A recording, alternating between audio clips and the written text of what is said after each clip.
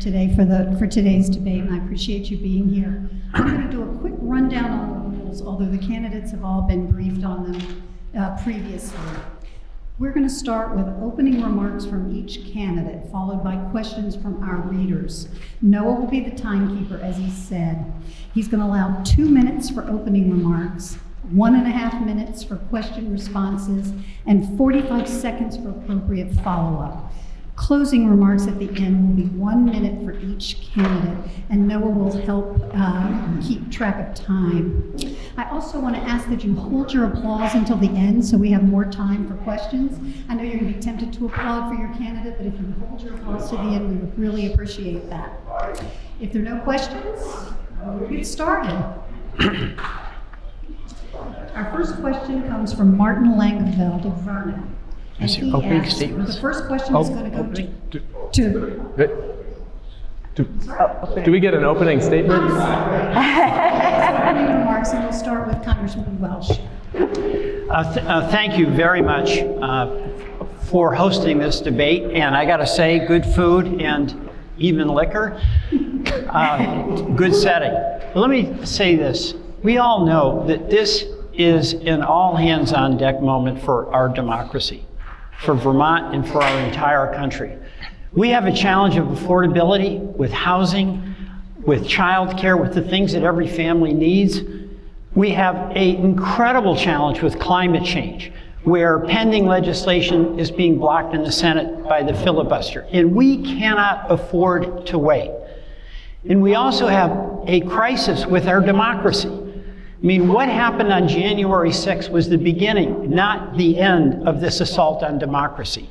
And I was in that building when the mob attacked, but it was most dispiriting at 3 in the morning when 147 of my Republican colleagues voted against certifying as the winner the person who got 7 million more votes. And we need a democracy in order for us to be able to address these extraordinary challenges that we face. I have had the privilege of representing Vermont and working with Bernie and Patrick for the past 16 years, and I'm ready on day one to bring Vermont values to the U.S. Senate. And I'm very pleased to have the endorsement of Bernie Sanders, and I want to work hard to bring Vermont to Washington, protect our democracy, and stand up for working people. Thank you. Dr. Thran? Thank you. I would like to start today with an acknowledgement of the Abenaki people of the Dawn and the members of the BIPOC community of Vermont. I would like to recognize their elders, past, present, and those of future generations. I pledge to fight the injustices of the past and work with them for our shared equitable future. When I decided to run, I decided there were 3 main pillars of our campaign, and those were healthcare, equity, and the environment. But a lot has changed in the past year since I decided to enter the race. The Dobbs decision has rocked the grounds that we stand on. I am a woman who had the fortune of having the unfortunate circumstances of having to choose to have an abortion, but I am thankful I had that choice. The decision to have an abortion is a personal one and should be made between a person and their healthcare provider. As a physician, I do not want the government standing between you, my patients, and me making those decisions. If you come to the ER, I am obligated to tell you about the risks and the benefits of any intervention that I do. We call this shared decision-making and informed consent, and the government should have a very limited role, if any, in deciding who to make healthcare decisions for us as individuals. Body autonomy is sacred. There's a lot at stake at this election, and I know that I am ready to fight for those values. Thank you. Thank you. Mr. Evans-Frantz? The attack on our democracy, individual rights, gun violence, and failure to protect the climate demand new leadership. A new kind of leadership that is not connected to the entrenched interests of the corporations that dominate our agenda. Welcome, Congressman and Doctor. So glad to have you in my hometown of Brattleboro. I'm running for the United States Senate because at this time of crisis, we need a leader who can help restore confidence in our American democracy. We need people who have pledged from the beginning of their political work to refuse corporate PAC money. I'm running because Vermonters like me have organized, and we need to continue to organize to achieve the changes that we need. We have student seats on the Vermont State Board of Education. We are set to expand Vermont's dental workforce. Last week, Senator Sanders and Senator Leahy introduced legislation to stop illegal US participation in the war in Yemen. And last summer, 190 countries got historic emergency relief to deal with a pandemic. I played a pivotal role in all of these victories, and I will bring that same level of determination to Washington. I'm getting a little bit of an echo on here, is that right? Am I good? Okay. There is an echo. We need a Senate that looks like America and that represents the diversity of our states and our communities. When you elect me, you elect the first openly gay male US Senator to ever serve in history. You'll be electing somebody from a low-income family in Brattleboro who has organized coalitions for justice for over 20 years. We need to be investing in housing, in childcare, in our democracy, in climate response. We need health care for every single person. I've earned the endorsement of the Vermont Progressive Party, the people who helped elect Bernie Sanders, and I look forward to earning your support. Thank you. Now we'll go back to questions. We'll start on the left with Congressman Welch. And Martin, if you're watching at home from Vernon, this is your question. I'd like to ask you, this is from him, I'd like to ask you a question about the Senate filibuster, an archaic rule that historically was used to prevent passage of civil rights legislation. Don't you think that today at its core, the filibuster is a racist institution that should be eliminated for good? And if not, why not? And if so, how, given the political realities in Washington? I support ending the filibuster. I mean, what we're watching in the Senate is dysfunction and a lack of accountability. I mean, should we have more reverence for the filibuster than we do reproductive freedom? Should we have more respect for a procedural device, the filibuster, than voting rights? The answer to that is no. And the beneficiary of that filibuster is Mitch McConnell, because he blocks every single action from even coming up for a vote. So I agree, it's time for the filibuster to go. And that means that we get an opportunity to vote on climate change. We get a chance to vote on reproductive freedom. We get a chance to vote on voting rights. And by the way, that means that you know where each member of the Senate stands. With the filibuster, they don't even have to take a position. So yes, I say goodbye to the filibuster. Thank you. Dr. Thran? I agree, we have to get rid of the filibuster. It has stopped legislation that's very important to me and to all of us from passing currently. It is archaic, and I've never thought of it as racist, but now that I think of it, it is a racist policy. And to overcome the filibuster, we need to elect enough Democrats and send them to DC so we can override it. Thank you. Mr. Evans? Yes, we must eliminate the filibuster. And yes, it's been a tool of racism for decades. We've seen that most recently in voter suppression. In order for us to live out the values of this country, the purported values and the values of Vermont of freedom and unity, we must get rid of this racist institution of the filibuster. The United States Senate was founded by our founding fathers as an effort to clamp down on democracy and limit democracy. This is not a time when we should be limiting democracy. This is the time when we need all of our voices. That's why I'm running, because we need to bring the voices of everyday Vermonters to Washington. Thank you. Dr. Thran, this question starts with you. Along a similar vein, this is from Lauren in Wilmington, and she asks, as you know, Vermonters will vote in November whether to codify abortion rights in the state constitution through Proposal 5. As a United States Senator, will you make it a priority to codify that right federally? And if so, what steps do you believe are necessary to accomplish that?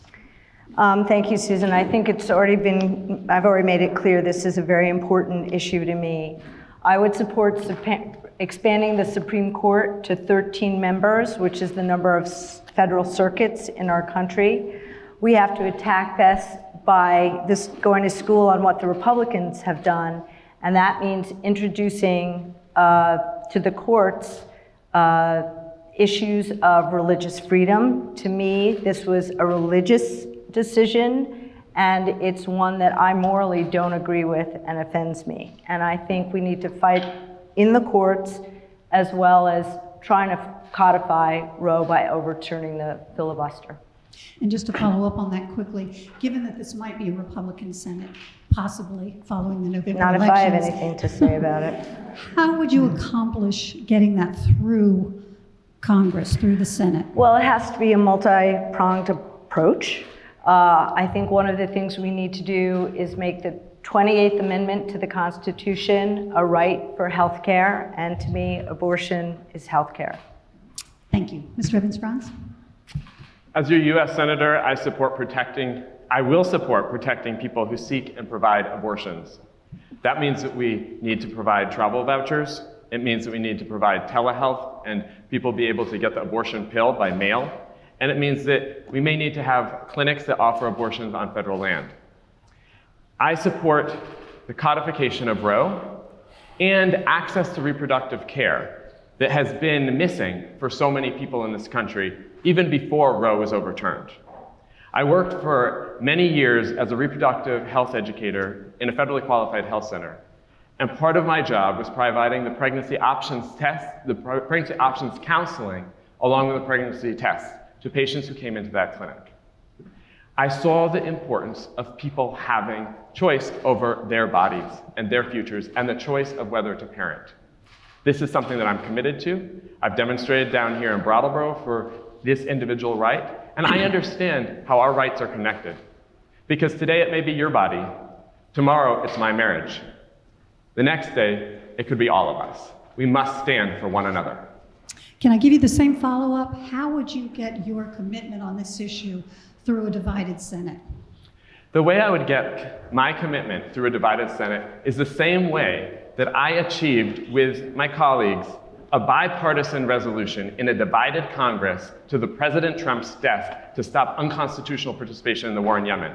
We did it through organizing. We showed up in front of Chuck Schumer's office. We met with Chuck Schumer and his staff. We went in front of Nancy Pelosi's office and we demonstrated. And we will do the same thing with the Republicans who block individual rights. We will show up until we cannot show up anymore. We will show up until we don't have to show up anymore. We have to show up. And that means all of you who are watching. It means every single last one of you. We have to stand up in this moment of crisis when our rights are under attack. Thank you. Congressman Welch? The Dobbs decision is a catastrophe. It took away a constitutional right. The United States Supreme Court, who should be enforcing and expanding the vision of America of equality, took away, for the first time since Reconstruction, a constitutional protection. It's absolutely outrageous. And what my colleagues have also pointed out, Justice Thomas, in his concurring opinion, said out loud what the others didn't say. It is just the beginning. Gay marriage, contraception, so many things that we've been protected to be who we are. So that decision has to be challenged. We can, as we did in the House, protect a woman's right to choose with the Women's Health Protection Act. It passed in the House. We could pass it in the Senate, except for the filibuster. And this is where I come back to the stakes of this election. If Patrick Leahy is succeeded by a Republican, the 50-50 Senate changes, and it's Mitch McConnell in charge, and he has said he could support a nationwide ban on abortion. This can't happen. We've got to get rid of the filibuster, and we've got to then be able, in the Senate, to pass that statutory protection.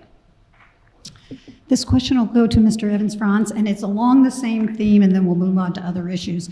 This is a Brattleboro Reformer reader who asked, A recent Gallup poll found that only 25% of Americans have a great deal or quite a lot of confidence in the U.S. Supreme Court.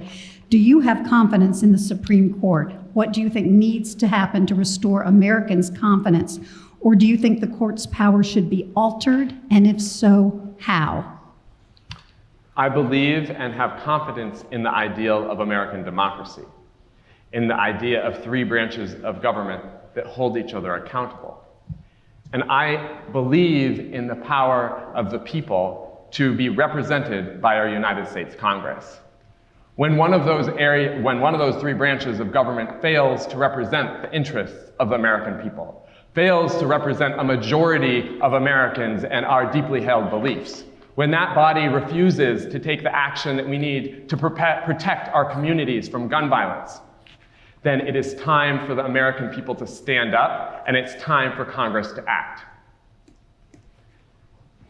Well, just to follow up from the question from the reader, if you think the court's power should be altered, how? If so, how? How would you make that happen? By the Senate taking its responsibility, by the Senate codifying the laws that we need, the environmental protections that the Supreme Court just struck down, the abortion rights, the protections of communities against gun violence, all the things that we've been seeing in the news. The Senate could have acted, and the Senate must act. So I don't see the problem right now. I mean, we have the Supreme Court that we have.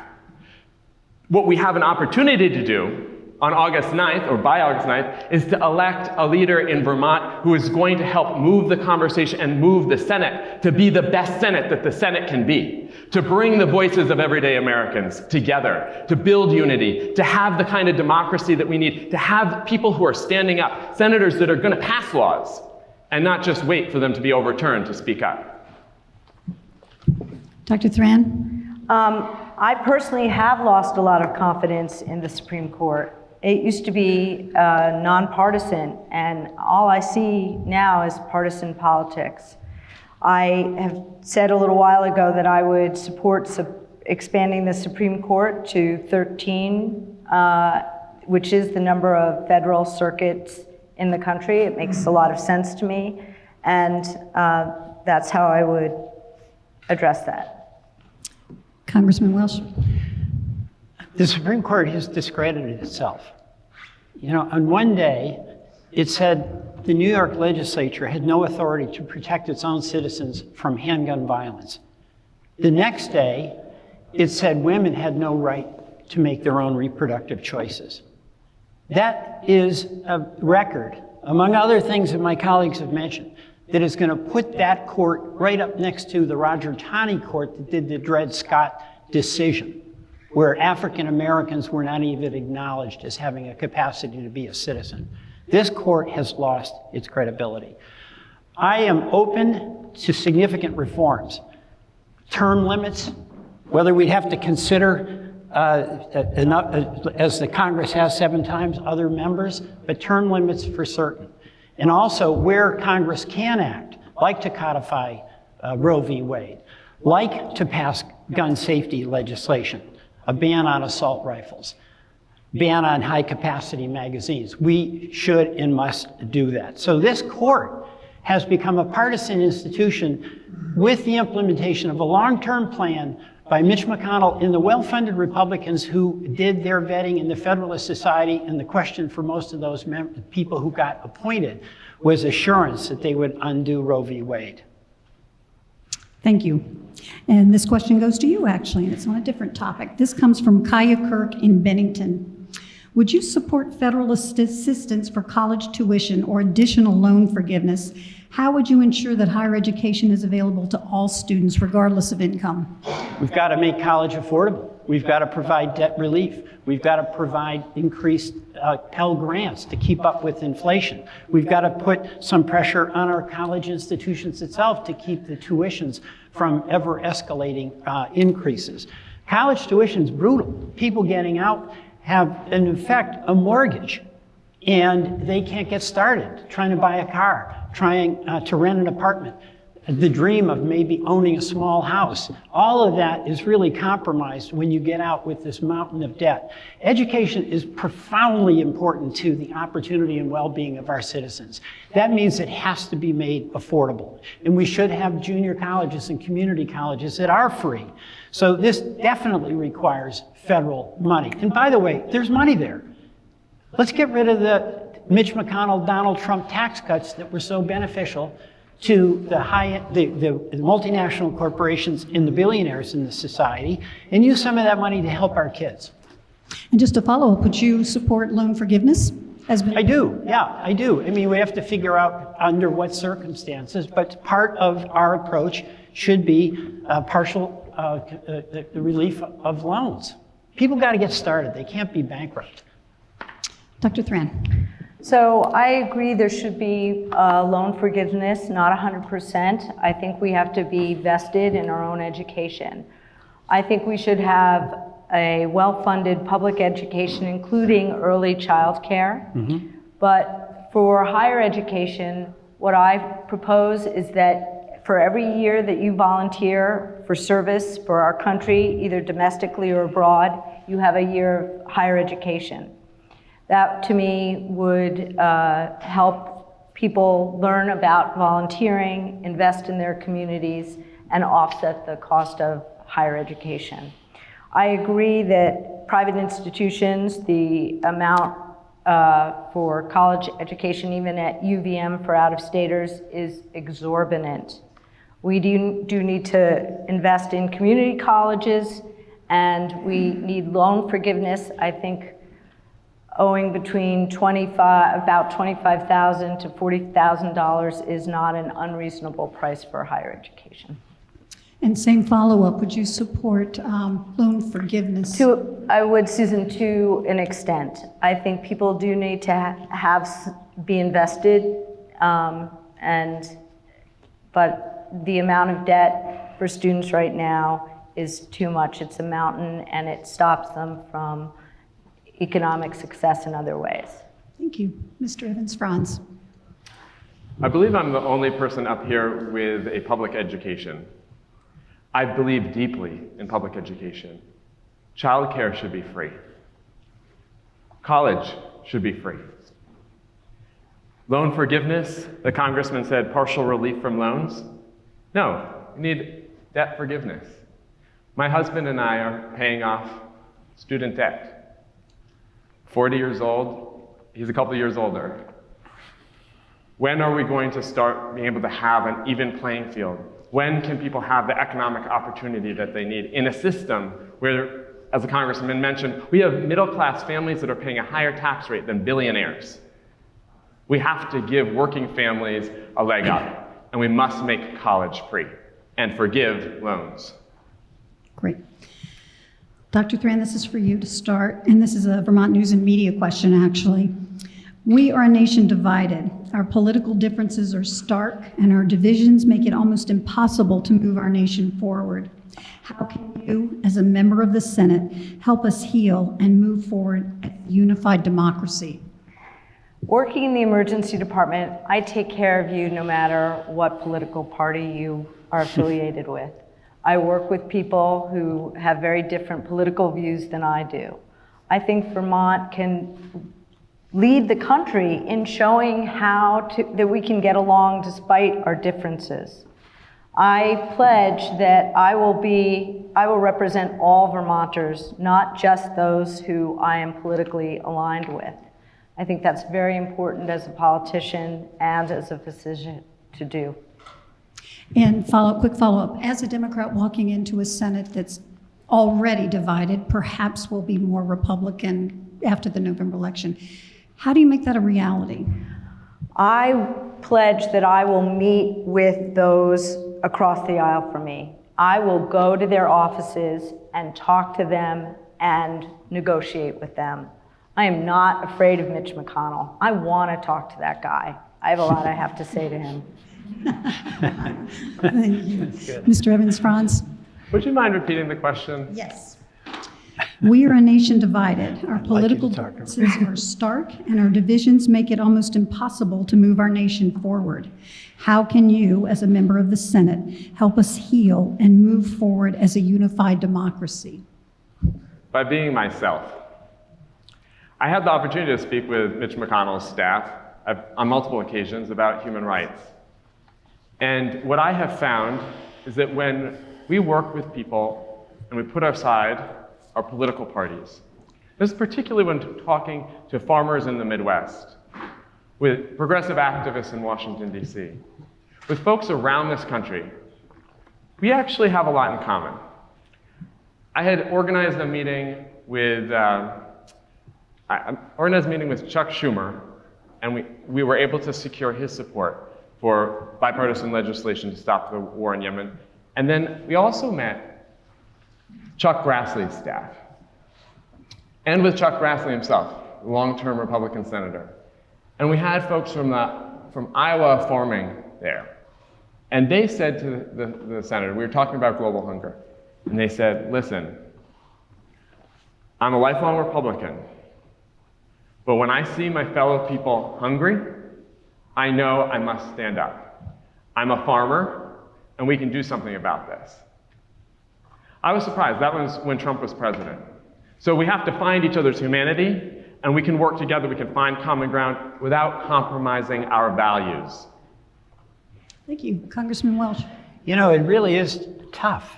We've got a crowd, I'm in the House now, of Republicans who are still denying the election, who are promoting Stop the Steal, who are committed to the authoritarian approach of Donald Trump. You know what? I'm not going to compromise with those folks on your right to vote. I'm not going to compromise with those folks on your right to reproductive freedom. And I'm not going to have the illusion that I can persuade them. This is where the American people and who they vote for has got to reflect the aspirations that we have as a democracy. But what I always will do is what I've done since I served in the state Senate. And that is work with people who are going to help me help Vermonters. We had a wicked problem with broadband, with telehealth. And what I did is I approached my colleagues, many of whom were in rural areas, often Republicans. How's broadband in your area? Does telehealth health? And then we created the Bipartisan Broadband Caucus. And this is where, Isaac, you're right. If you find common challenges that Vermonters face and folks in Kansas face, you can actually get things done.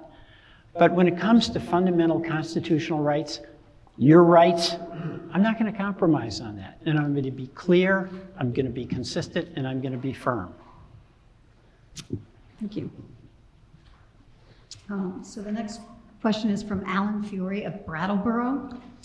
What makes Vermont amazing is its forests, wildlife, and land. With the recent influx of out-of-staters and the need for housing, how will you ensure we keep Vermont's resources safe for development? And so, Dr. Thran? Yeah. I would advocate taxing second homeowners at a much higher rate. I work with a lot of Vermonters who cannot afford housing right now, and it is a disaster, and it needs to change. So I think that if you are buying a second home and you're from Massachusetts, you can probably afford to pay more in taxes and offset the cost to Vermonters who are being priced out of the housing market. Thank you. Mr. Evans-Frantz.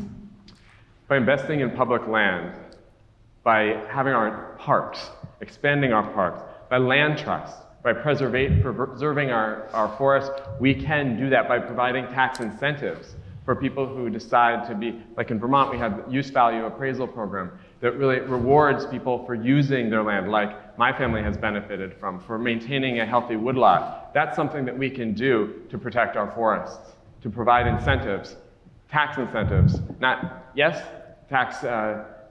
taxes on the second home owners, but also want to providing incentives for Vermonters who decide to protect their land.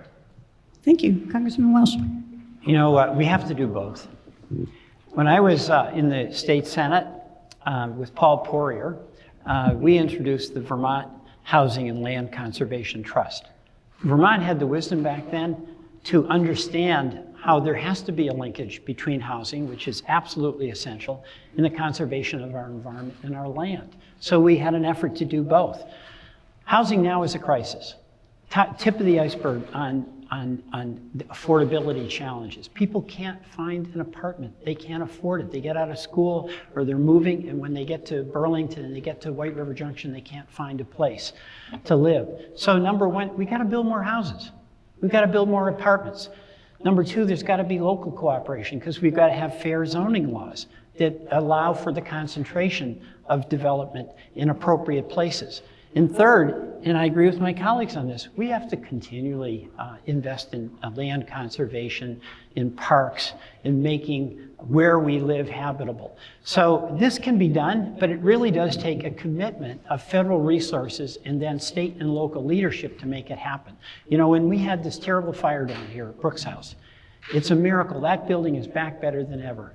And it was a combination of federal, state, and local leadership that got that done. So we can do it. Mr. Evans-Frantz, to you. Given the high gas and fuel oil prices, would you support increased oil production in the U.S.? What other ideas do you have for lowering or at least controlling the cost of gas, food, and other products that are hitting working Vermonters? This is a tough one because I stand with the working people of the state who are having a hard time affording gas. It's really hard when our wages are what they are. I also stand with environmentalists who are demanding a rapid transition away from fossil fuels. The way that I think we need to resolve this is not by investing in more oil, but the way we resolve this is by, first of all, taxing the oil companies that are making windfall profits. Like Bernie has proposed this, excise tax on the big oil companies, because they're not having to pay more in production costs, but they are getting a whole lot more money. So they're getting profits while the rest of us are paying the price. So that's the first thing. We need to be investing in things like the expanded child tax credit, which provided relief and brought millions of children out of poverty. That's the sort of thing. The problem that I see is not the price of gas per se, but the problem of poverty in this country. In terms of the environment, and something else that we can do is by investing in electric cars and electric buses. I just toured an electric aviation plant in Burlington. It was amazing. When we move towards that affordable and then provide incentives for that and invest in wind and solar and other sorts of renewable, safe, clean energy, we can get cars off the road and make it easier. Just a quick follow-up on that. Electric vehicles are often out of the price range of average purchasers and are especially difficult sort of in rural areas like Vermont where people drive. How would you tackle that challenge? I support incentives for the purchase of used electric vehicles that also provide incentives for the people who are giving away their used vehicles or selling them to buy then another new electric vehicle. So that's a way that we can support lower income folks in using this. I support increased investments in public transportation and other ways to make green transportation affordable. Thank you. Congressman Welch? Well, you know, I support a windfall profits tax. People are getting hammered at the pump, and the oil companies are laughing all the way. They have record profits, the highest profits they've ever had in their history. They're not even investing in new production. They're doing stock buybacks, and they're fattening the CEO pay. So there are market distortions here where all of us are suffering as a result of these high prices. But the executives at the oil companies aren't doing anything other than going to the bank and making huge deposits. We should have a windfall profits tax and get that money back to the consumers that need it. We've also seen this with pharma. They've got incredible pricing power. And we passed in the House price negotiation that I was the lead sponsor of that would save $300 billion over 10 years. It's got to deal with the price of insulin. So there are market distortions that is being taken advantage of by big pharma and by oil. We've got to address that. Is there a role for Congress in following up on what you're alleging against the oil companies and the abuses? There's a huge role for Congress. I mean, first of all, on price negotiation, we passed it in the House. It's pending in the Senate. On windfall profits tax, that's a legislative matter that we could take up. Also, on some of these investments that Isaac and Niki have been talking about and I agree on, if we pass the child care subsidies that would be paid for by taxing the rich, a Vermont family that averages 30% of their income in paying for child care, that would go down to 7%. It would go down to 7%. 30% is what an average young couple pays for. So we have got to have Congress act. And basically, it's about priorities. Is it all about a trickle-down economy that we've been pell-mell on since Ronald Reagan was president? Or is it about an FDR approach where we lift all boats? And that's what we've got to do. Thank you. Dr. Thran. Yes, so I agree with both of you. We do have to go after the corporations who are making windfall profits, and we do need to tax them fairly. It will take a long time for Vermont to see a electric car market that's secondhand. That's probably years away. But we can incentivize that, and we can help by using federal and state funds to build an infrastructure for electric vehicles to make that transition easier as we move forward. I also believe we should continue with the federal reserves of oil and gas and opening those up to us until a time when the economy is stronger. Thank you. Congressman Welch. This is from Jeannie Jenkins, who's the chairwoman of the Bennington Select Board. And she asks you a question about abandoned properties that could be put back into the housing market. But because banks tend to be out of state and don't have as much interest in the local communities, they sit abandoned and often neglected and languished. What types of incentives might Congress put in place to make the banking industry more responsive to communities as they struggle to increase housing availability? I actually think there may be a bigger role for Montpelier here, because I've been to many of our towns where there's an out-of-state landlord that just lets a building fall apart, and the community that is doing its level best to refurbish downtown. I mean, Bennington did amazing work in the Putnam block. It is a nightmare to bring that landlord to the table, and I don't think it's right for a landlord to be able to sit on a building, let it decay, and bring down the town with it. So there's action that would be taken right in Montpelier to give the select boards more power to intervene on behalf of the citizens in that situation.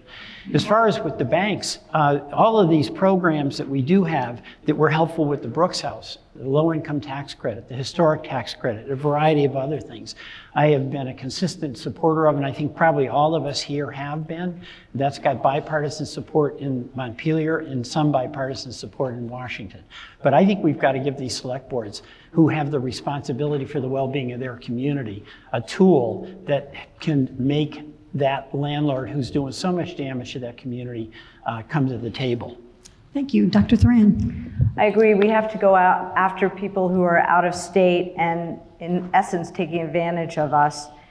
We also need to invest in local banks and savings institutions and support them and try to have our mortgages be local and stay within our communities. I think that would help, and also I agree that having local select boards in towns have the ability to regulate these and go after the owners of these properties. Thank you. Mr. Evans-Frantz. From my college economics class, they talked about when you don't like something, you tax it. When you do like something, you subsidize it. So I think this would be a situation where we would want to be subsidizing local investments and maybe have some higher taxes for those banks that are doing this sort of behavior that we don't want. The other thing that I've always championed is the people who are most affected by decisions to be part of the decision making. So when I campaigned for student seats on the Vermont State Board of Education, organized students across the state for that, and we won, that was about people having a seat at the seat of power and having a seat at the table. And in fact, Governor Howard Dean appointed me as the first student with the right to vote on the Vermont State Board of Education. So I see the same opportunity here that we could have people who are affected in communities represented some sort of oversight or of these banks and have a voice at the table. We would figure that out. Thank you. Dr. Thran, in our quest to reduce emissions and meet climate goals, would you support nuclear power as one way to achieve that goal? Thank you, Susan, for that question, because we've had this before, and I would like to, I'm glad I have a second chance. I would not support nuclear energy to subsidize our energy needs. And why not? Why do you not support nuclear Because energy? I think everything is a risk-benefit ratio, and the risks are just too high for us. Where would you put the investment in trying to achieve that goal? If not nuclear, where can we find that? In renewables, in wind, in solar. We have to incentivize landlords for heat pumps and weatherization. I've done a lot locally on energy commissions and committees, and this is an issue that's very dear and near to me. Mr. Evans-Frantz? Could you repeat the question once more? In our quest to reduce emissions and meet climate goals, would you support nuclear power as one way to achieve that goal? No. Like most of you here in this audience, we've lived next to a nuclear power plant for many, many years. We understand the risks. It's not real fun to live next to a nuclear power plant and wonder what that's going to do to our lives. When we see what's happened around the world with nuclear power plants, it's always been, well, this is the safest one. It's safer than before, but the technology is better. But we need to be investing in safe, clean, renewable energy like wind, solar, geothermal. But I will say that when we have corporations that are dominating our political discourse, that are dominating our agenda because of their contributions, like to my colleague, we don't have that independence of political leadership, and we don't have the political will to stand up for solar, to stand up for wind, to stand up for geothermal. Because in order to do that, we need independent-minded leaders who have not taken a cent of corporate PAC money. I'm committed from the beginning of my political career to not take corporate PAC money. For 15 years, the congressman has taken corporate PAC funds, and just on June 7th, BT Digger reported that Welch retains his multi-million-dollar campaign war chest lined with donations from the likes of Ford, General Electric, Home Depot, Liberty Mutual Insurance, Toyota, and others. And when we have that sort of big money in our political system, we don't have the democracy that we need for real climate solutions. Congressman Welch, I'll give you the follow-up time to address that and then come back to the question. No, I can go right to the question. All right. We're in Brattleboro that lived in the shadow of Vermont Yankee. And the promise also was that the nuclear waste would not be here in Brattleboro. And now we have long-term storage in effect on the banks of the Connecticut River. I don't want any Vermonter to have to go through that ever again. And I'm concerned about the nuclear waste that is on the banks of the Connecticut River. These old reactors, we can't build them. They're too expensive, they're too dangerous. We saw what happened in Fukushima. We don't even want to come close to letting that happen again. We do have to make that transition that all of us on this podium agree with towards clean energy and renewable energy. But on this question of any nuclear, I would listen to what the science says. I'm a real skeptic on it, but there's some promising science on fusion. Can that work or not? We don't know yet, but do I dismiss that out of hand, sight unseen? I don't do that yet. But these old nuclear reactors that we had here, which is similar to what was in Fukushima, no, we can't do that. All right. Mr. Evans-Frantz, this question to you. Vermont sportsmen and women want to protect their right to own guns, yet there's a growing call to expand gun control to prevent mass shootings. Is this a decision that should be decided by individual states or the federal government? What gun control legislation from Washington do you support? I support a ban on assault weapons. No, my family has a gun in the house. You don't need an assault weapon to kill a deer. You certainly don't need an assault weapon to kill a turkey. We can provide for our needs and support our hunting culture and the hunters in our state without having people have assault weapons. Because you know what? It was just over the border, just over in Buffalo, that people were mowed down while shopping at a supermarket. That could have been here. Someone could have just as easily bought a firearm in New York, come on over to Vermont, and mowed down folks in the Brattleboro Food Co-op. That could have happened right here, and so we must have national laws that protect our communities. So that no matter who I am or where I am, whether I'm a child trying to go to school, or whether I'm a black person trying to go shopping, or whether I'm a gay man trying to go out at night, like my friends in Orlando tried to do a few years ago and got shot, we need gun control in this country. And what would gun control look like from Washington in your mind? And a ban on assault weapons, expanded red flag laws. You shouldn't be able to just go out and buy a weapon like that. You need to have the background checks. You need to have a process to keep people safe. Congressman Welch? Well, I definitely support a ban on assault weapons and the high-capacity rounds that are literally weapons of war. And you ask about what should be done at the state and federal level. The federal level should have some standards. Background checks, get rid of the Charleston loophole, a ban on assault weapons, military-style armaments that are being used in the mass slaughter. But states should also have some latitude as well, like New York State took action to protect its citizen from handgun violence, and the Supreme Court overturned that. That is absolutely wrong.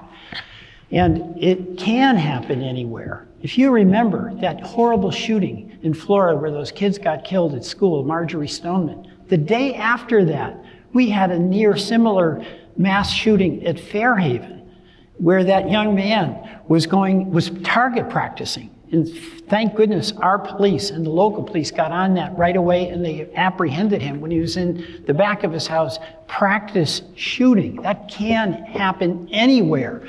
So yes, we have to have gun safety legislation, both federally and in the state. And we can do that in a way that in no way interferes with the tradition, the proud tradition we have here in the state of hunting, of target shooting, of going out to deer camp. Dr. Thran? So the gun violence that is plaguing us is a public health problem. And we not only need to fund the research on gun violence, but we do need 100% background checks. We need safe gun lockers and safety with our guns that we have. Absolutely an assault on any weapon that is an assault rifle or a military grade weapon. I agree with you. There's no reason why you need an AR-15 to go hunting. I think we can protect the culture of hunting in Vermont without, while banning assault rifles, ghost guns. And we also need education. When you buy a weapon, there ought to be mandatory education on how to use it. There ought to be a maximum amount of ammunition that one person is allowed to buy at a time. And we need to support mental health. But the solution is going after the gun manufacturers and holding them responsible and decreasing the amount of influence that the NRA has over our politicians. Thank you. Congressman Welch, to you. In the debate about police funding, it tends to often break down into militarizing our police or defunding our police. How would you support striking the balance for police funding?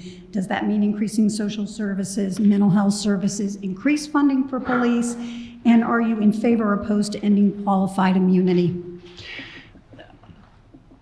We just passed a budget where I voted for $500 million additional for local law enforcement around the country. We need police that are well-funded, we need police that are well-trained, and we need police that are accountable. We know that. We also have to support community safety programs, and that's mental health funding, something also I've consistently supported. The accountability that was in the George Floyd Act was not just about getting money to police for training and accountability. It was on the question of qualified immunity, making adjustments in that standard about accountability, but not hamstringing good faith actions on the part of police who have to make split-second decisions. So we all know that what we need for community safety is a community that works together, a select board with its police chief. You know, you have a new and really good police chief here in Brattleboro, in Norma Hardy. So this is an ongoing effort that is ultimately going to be made effective with local engagement, local leadership, and then federal support when it comes to what are the funds we need in order to have training? What are the funds we need in order to have mental health? So real hard work at the community level and significant financial support at the federal level. And thoughts on ending qualified immunity for police?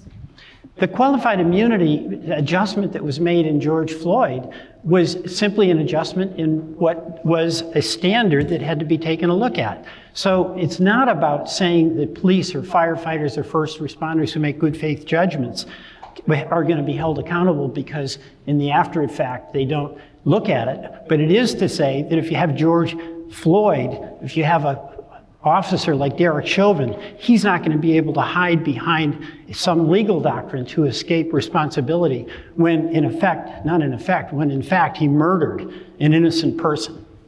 Thank you. Dr. Thran.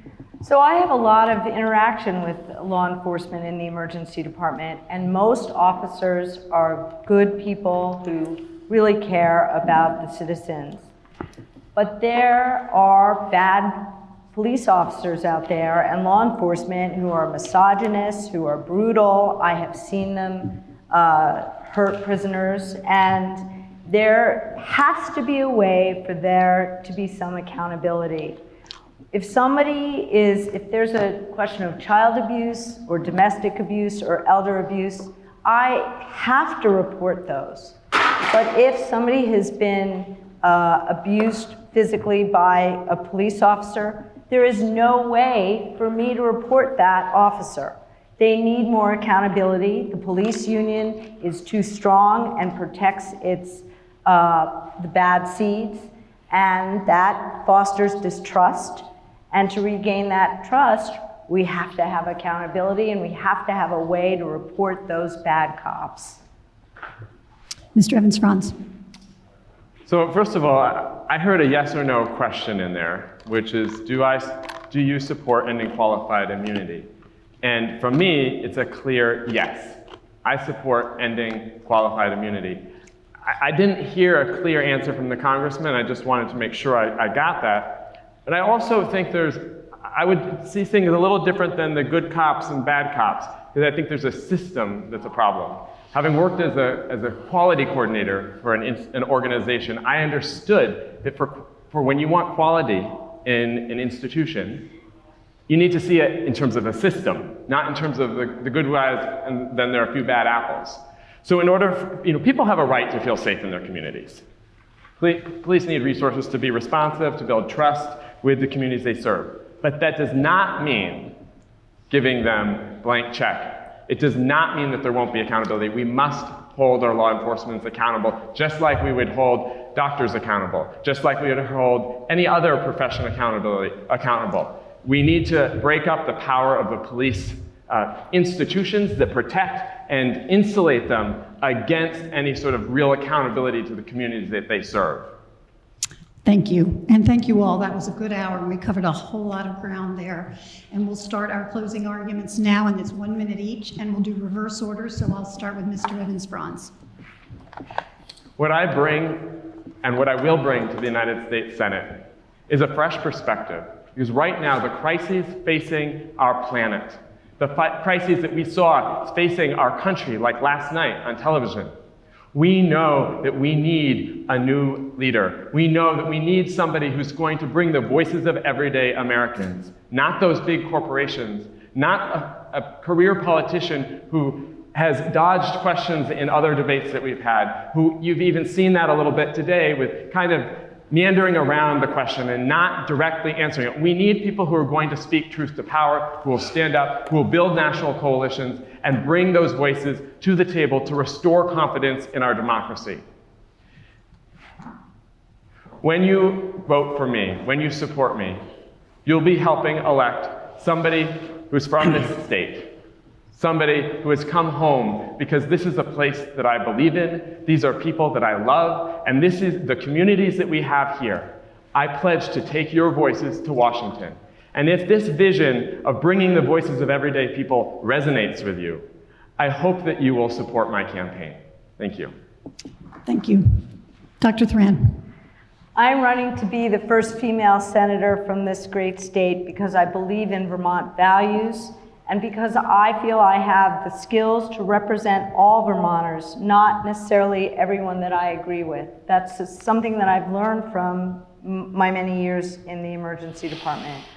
Our country is facing an existential crisis. Our democracy is very frail. We are closer to civil war than we have been in since 1861, when the Civil War began.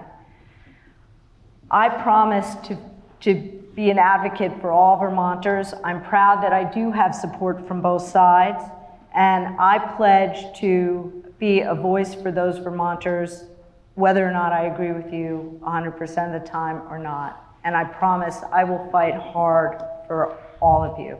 Thank you. Thank you. Congressman Welch.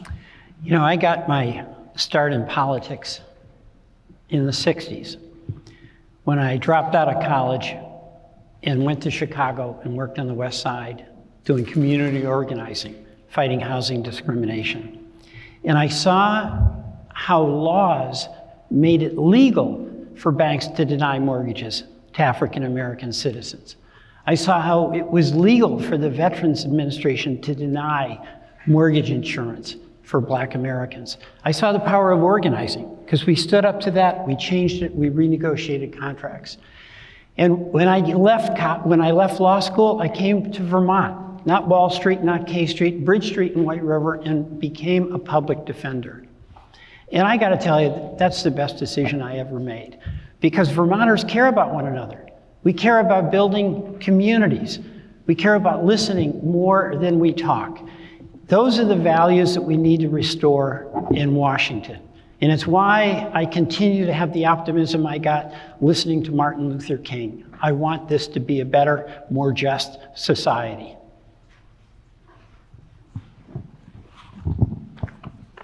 Thank you to our candidates, Peter, Isaac, and Niki. We wish you very well in the elections to come, and thank you to the community and our community partners. We invite everyone to stay for apps, drinks, and some string music. Thank you very much.